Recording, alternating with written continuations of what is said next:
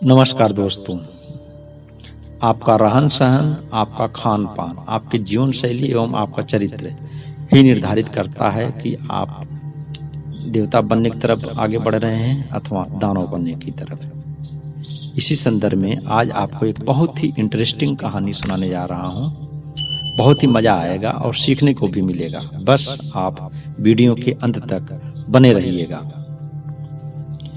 एक बार एक ब्रह्म भोज में लोगों को आमंत्रित किया गया, जिसमें से दो समूह थे। सप्रेम आमंत्रण पाकर दोनों समूह ब्रह्म भोज में आ पधारे।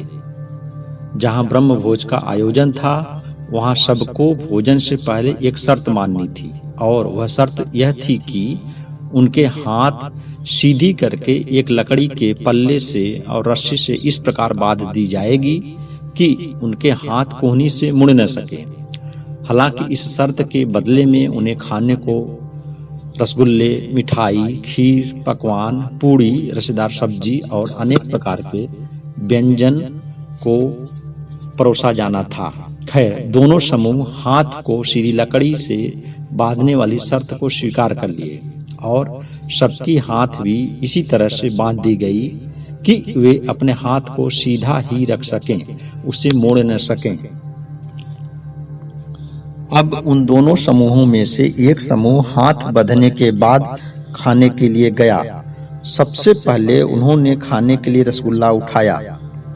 हाथ न मुड़ने की वजह से उसे वे बहुत ऊपर तो जाकर सिर को भी थोड़ा सा पीछे झुकाकर इस तरह गिराने की कोशिश किए कि सीधे मुंह में रसगुल्ला गिरे, पर 100% यह होना असंभव था। रसगुल्ला कभी उनके नाक पर गिरता तो कभी ठोड़ी पर, कभी आंख पर, कभी अगल बगल।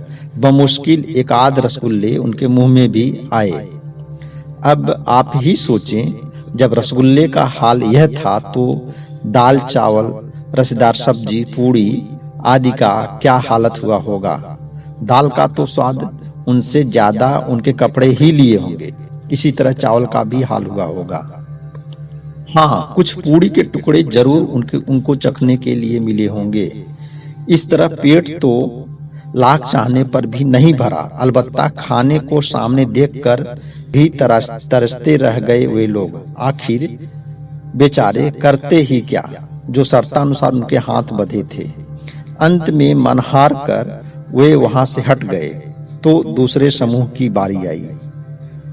चूंकि उनके भी हाथ उसी तरह से बंधे थे जिस तरह से पहले वाले समूह के हाथ बंधे थे, लेकिन उनका सरदार पहले वाले समूह का हश्र देख चुका था।